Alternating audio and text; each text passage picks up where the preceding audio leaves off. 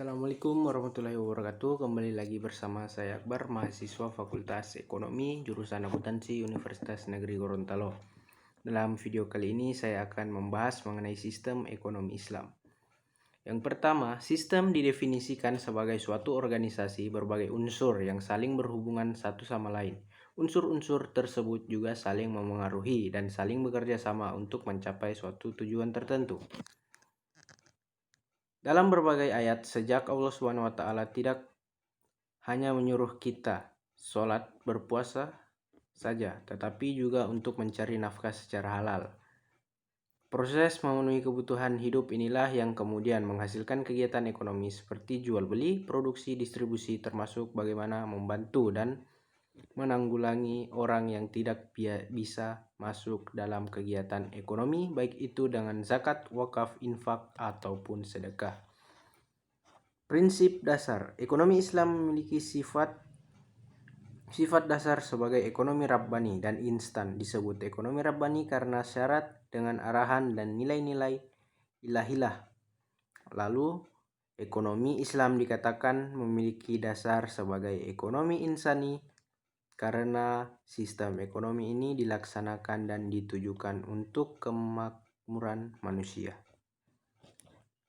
Pengertian ekonomi Islam. Dalam membahas perspektif ekonomi Islam, ada satu titik awal yang benar-benar harus kita perhatikan, yaitu ekonomi dalam Islam sesungguhnya bermuara kepada akidah Islam yang bersumber dari syariatnya. Ini baru dari satu sisi, sedangkan dari sisi lain ekonomi Islam bermuara pada Al-Quran, Al-Karim, dan Al-Sunnah Nabawiyah yang berbahasa Arab.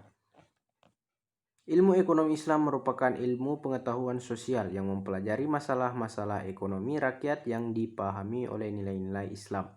Sejauh mengenai masalah pokok, kekurangan, hampir tidak terdapat perbedaan apapun antara ekonomi Islam dan ilmu ekonomi modern. Andaipun ada perbedaan, itu terletak pada sifat dan volumenya.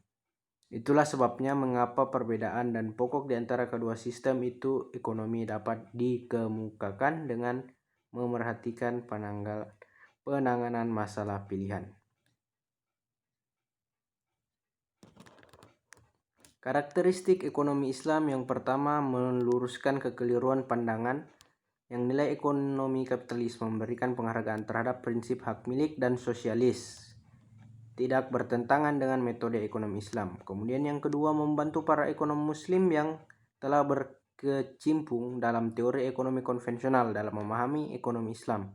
Kemudian yang ketiga, membuat para peminat stakil fikih muamalah dalam melakukan studi perbandingan antara ekonomi Islam dengan ekonomi konvensional.